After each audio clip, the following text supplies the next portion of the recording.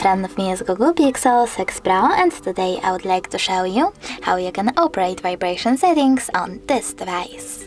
Firstly, go into Settings, scroll down and choose Sound and Vibration. Over here you need to scroll down again and tap on Vibration and Haptics. Then click on the switcher next to Use Vibration and Haptics to disable or enable vibrations completely. Now tap on Vibrate Full Calls and select one of those options for your incoming calls. Never vibrate, always vibrate, or vibrate first, then ring gradually. I want to go with Never Vibrate, so I have to tap on it and go back. Then you can adjust the intensity of vibrations for incoming calls, notifications and touch vibrations by swiping left or right on the proper sliders.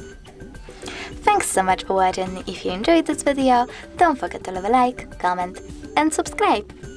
Bye!